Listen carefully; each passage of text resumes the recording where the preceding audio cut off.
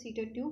मेरा नाम शिवानी है और इस वीडियो में मैं डिस्कस करूँगी लर्निंग और उसके बाद हम जानेंगे मैच्योरिटी एंड लर्निंग के डिफरेंस के बारे में। पर इससे पहले आप मेरा कल का वीडियो देखिए जो कि हमारे सीटेट के CDP सेक्शन के chapter 1 concept of development and it's relation with learning पर आधारित है ये वीडियो, जिसका पार्ट 1 मैंने कल अपलोड किया हुआ है। ये आज पार्ट 2 है। इसको देखने से पहले आप पार्ट 1 देखिए ताकि आपका एक बेसिक बेस तैयार हो जाए, जिसको मैंने कल एक डायग्राम से समझाया है कि डेवलपमेंट कैसा मतलब क्या होता है और विकास कैसी प्रक्रिया है और विकास किस तरीके से परिवर्तन हमें देखने को मिलते हैं। और मैंने उसमें एक्सप्लेन किया हुआ है डेवलपमेंट की कैरेक्टरिस्टिक को। आज मैं बताने जा रही हूँ लर्निंग के बारे में। चलिए शुरू करते हैं। व्यवहार में होने वाले अपेक्षाकृत स्थायी परिवर्तन। मान लीजिए जो ह्यूमन नेचर है उसमें हमेशा हमें कुछ ना कुछ चेंज देखने को मिलते हैं। वो कुछ ना कुछ ह्यूमन कुछ ना कुछ सीखता ही रहता है।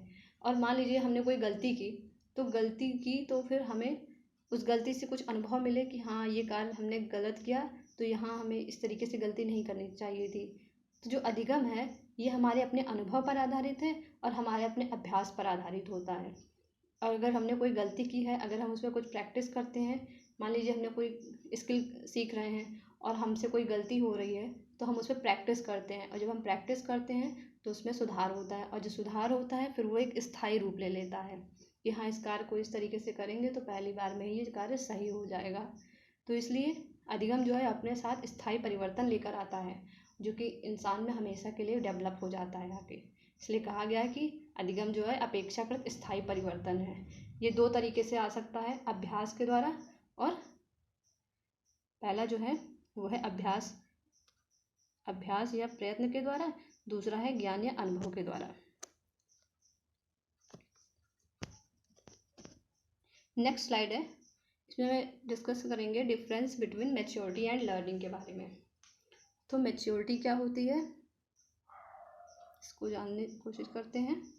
यह एक स्वचालित प्रक्रिया है। जो मैच्योरिटी है ये अपने आप शुरू होती है, इसलिए इसको स्वचालित प्रक्रिया कहा गया है। पर जो लर्निंग है ये एक ऐच्छिक प्रक्रिया है।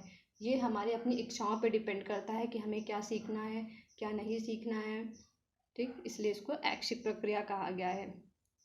जो मैच्योरिटी है ये आयु बाधित है। मैच्योरिटी परिपक्वता जो है वो एक समय सीमा पे आके रुक जाती है जब इंसान परिपक्व हो जाता है। और जो लर्निंग है ये जीवन पर्यंत चलती है।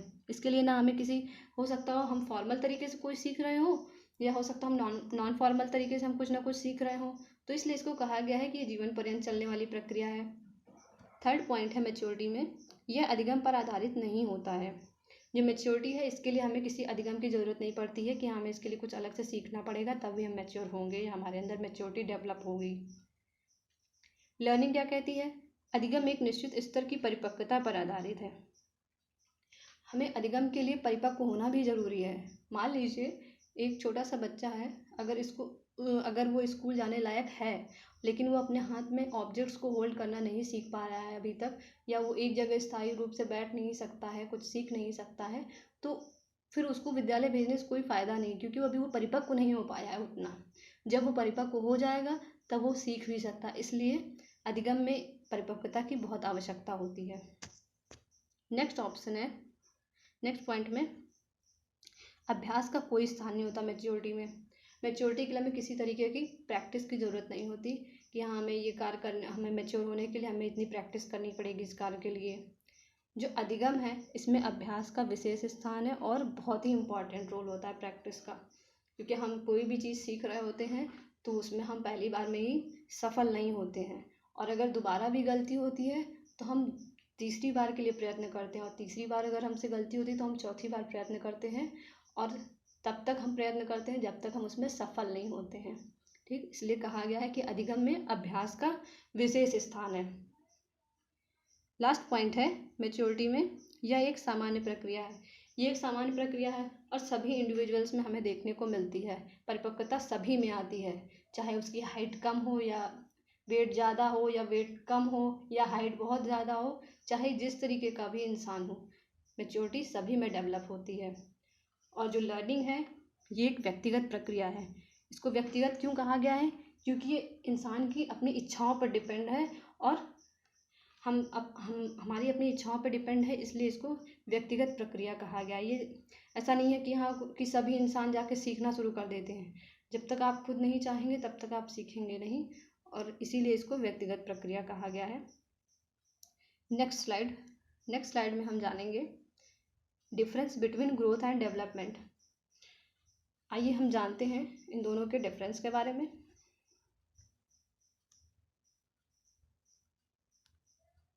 फर्स्ट पॉइंट है ग्रोथ में, इसका स्वरूप बाह्य होता है। जो वृद्धि होती है इसका स्वरूप बाह्य होता है, क्योंकि हम ग्रोथ को देख सकते हैं।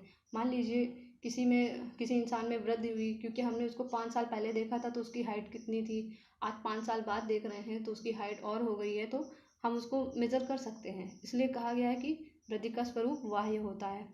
पर जो विकास है, विकास का स्वरूप आंतरिक और बाह्य दोनों होता है। जो विकास टर्म है ये अपने अंदर ये बहुत ही ब्रॉड टर्म है। इसके अंदर हमें मैच्योरिटी के भी गुण देखने को मिलते हैं और वृद्धि के भी देखने को मिलते हैं। और विकास तो अपने आप में ही एक मल्टी डायमेंशनल प्रोसेस है ही है। तो जो बाह्य स्वरूप हम देख रहे थे वृद्धि के, वो इसके अंतर्गत भी सम्मिलित है विकास में। और जो इसके आंतरिक स्वरूप हैं वो क्या है कि मान लीजिए हमारा डेवलपमेंट कैसा कैसा डेवलपमेंट, मैंने कल इसके बारे में बताया था कि development is multi dimensional process. इसमें जो है हमारा सामाजिक विकास हो गया, जो सोशल डेवलपमेंट है, मेंटल डेवलपमेंट है, कॉग्निटिव डेवलपमेंट है, सोशल डेवलपमेंट है, कैरेक्टर डेवलपमेंट है।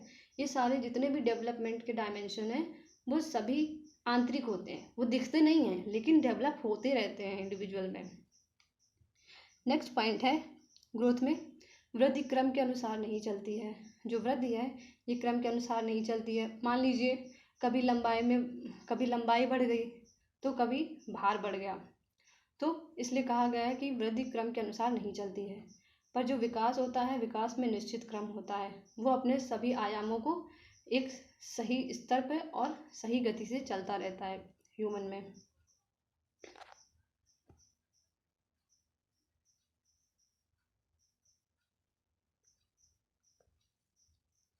वृद्धि जो है ये दिशाहीन होती है। मान लीजिए हाथ में वृद्धि हो गई, लंबाई में, पैर में वृद्धि नहीं हुई, तो इसलिए इसको दिशाहीन कहा गया है। पर विकास की एक निश्चित दिशा होती है, विकास अपनी एक निश्चित दिशा को लेकर चलता रहता है, और जब तक वो पूर्ण रूप से विकसित नहीं हो जाता है, उसके अंदर सभी विकास सही ढंग से नहीं हो जाता है, तब तक ये प्रोसेस चलता रहता है डेवलपमेंट का। और ये प्रोसेस सभी इंडिविजुअल में हमें देखने को मिलती है। नेक्स्ट पॉइंट है वृद्धि का हम मापन कर सकते हैं। जो वृद्धि है इसको हम माप सकते हैं, हम लंबाई को माप सकते हैं, हम वेट को माप सकते हैं, इसलिए वृद्धि को कहा गया है कि हम इसका मापन कर सकते हैं।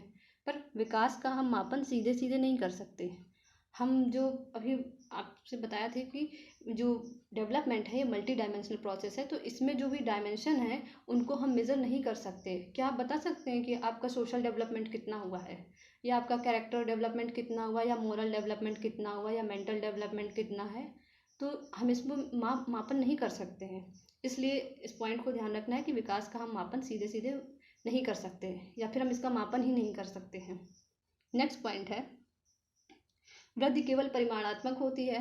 जो वृद्धि है इसको परिमाणात्मक या मात्रात्मक कहते हैं, क्योंकि इसमें हम लंबाई को और भार को माप सकते हैं, और ये मात्रा के रूप में होता है, इसलिए इसको परिमाणात्मक या मात्रात्मक कहते हैं। और जो विकास है ये परिमाणात्मक और गुणात्मक दोनों होता है, क्योंकि विकास अपने अंदर वृद्धि के भी गुण समाहित करता है, मैच्योरिटी का तो रहता ही है इसके अंतर्गत। तो ये गुणात्मक में क्या आता है, परिमाणात्मक तो ठीक है लेकिन गुणात्मक क्या है, जैसे मान लीजिए संवेगों का डेवलप होना, संवेगों में चेंज होना। मान लीजिए कोई छोटा शिशु था तो किस तरीके से शैशवावस्था में रो रहा था या बात कर रहा था, आज किशोरावस्था में या फिर बाल्यावस्था में कैसे बात करने लगा था, आज किशोरावस्था में किस तरीके से उसकी सोचने की प्रक्रिया है, उसके अंदर संवेग कैसे डेवलप हो गए। तो ये गुणात्मक होता है, परिमाणात्मक और गुणात्मक दोनों होता है विकास। नेक्स्ट पॉइंट है वृद्धि होने से विकास भी हो सकती है और नहीं भी हो सकती है।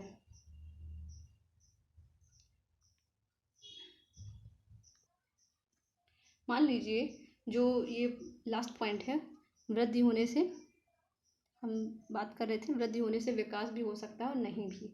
तो मान लीजिए कोई आदमी मोटा हो रहा है या उसकी वृद्धि हो रही है, तो जरूरी नहीं है कि मोटा होने से उसका क्रियात्मक विकास भी बढ़े। हो सकता है उसका क्रियात्मक विकास लो हो जाए, वो कार्यों को उतनी सक्षमता से या उतनी उसकी क्षमता ना रहे कि हाँ उस कार्य को उतनी आसानी से कर सके उसके वजन में वृद्धि हो जाने के बाद। इसलिए इसको कहा गया है कि वृद्धि होने से विकास भी हो सकता है और नहीं भी हो सकता है। विकास वृद्धि के बिना भी संभव है।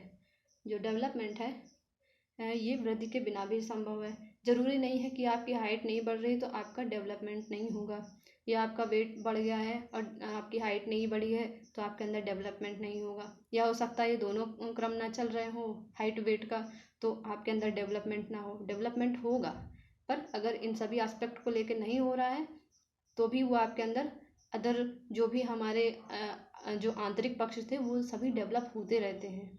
इसके लिए हमें किसी विशेष तरीके की हाइट की ज़रूरत नहीं होती कि हाँ हाइट की हमारी इतनी होगी तभी हमारे अंदर डेवलपमेंट होगा। इस पॉइंट को हमें ध्यान रखना है पूरी तरीके से। एक बार फिर से हम इसको देख लेते हैं। वृद्धि का स्वरूप बाह्य होता है जिसको हम देख भी सकते हैं। विकास का स्वरूप आंतरिक और बाह्य दोनों होता है। वृद्धि क्रम के अनुसार नहीं चलती है। मान लीजिए कभी आपके वेट में वृद्धि हो गई, कभी आपकी हाइट में वृद्धि हो गई, लेकिन विकास जो है एक निश्चित क्रम में चलता रहता है। वृद्धि दिशाहीन होती है। मान लीजिए हाथों की लंबाई हो गई, पैरों की नहीं हुई, ठीक। पर विकास की एक निश्चित दिशा होती है, वो अपनी एक निश्चित गति से और एक सही डायरेक्शन में चलता रहता है। वृद्धि का हम मापन कर सकते हैं क्योंकि हम इसको देख भी सकते हैं और इसको मेज़र कर सकते हैं। आप हाइट वेट को माप सकते हैं। विकास का हम मापन सीधे सीधे नहीं कर सकते हैं क्योंकि इसके जो मल्टी डायमेंशनल प्रोसेस है, ये मल्टी डायमेंशनल प्रोसेस है। इसके जो मल्टी डायमेंशन हैं उनको हम मेज़र नहीं कर सकते हैं। और वृद्धि केवल परिमाणात्मक होती है। इसमें मात्रात्मक, इसको मात्रात्मक भी कहा जाता है और मात्रात्मक को हम माप सकते हैं, पर विकास में परिमाणात्मक और गुणात्मक दोनों होता है, ठीक। जैसे मान लीजिए गुणात्मक में संवेगों में बदलाव या कोई कौशल सीख रहे हैं, ठीक। लास्ट पॉइंट जो है, वृद्धि होने से विकास भी हो सकता है और नहीं भी। तो मान लीजिए वेट में वृद्धि हो गई तो कार्य करने की क्षमता हो सकता हो घट गई हो, और इधर विकास में क्या है, विकास जो है वृद्धि के बिना भी संभव है। आपकी वृद्धि नहीं हो रही लेकिन आपके अंदर विकास प्रॉपर हो रहा है। इन सभी पॉइंट्स को हमें ध्यान रखना है। कल जो इस पर मैं लास्ट वीडियो लाने वाली हूँ वो इस टॉपिक को पूरी तरीके से कंप्लीट करेगा, जिसमें हम जानेंगे विकास की विभिन्न अवस्थाएं, और उस पर बेस्ड मैं कुछ क्वेश्चन भी लेकर आऊँगी ताकि इस पर हम अच्छे से प्रैक्टिस कर सकें। वीडियो पसंद आए तो आप लाइक शेयर सब्सक्राइब कर सकते हैं हमारे चैनल को। Thanks for watching.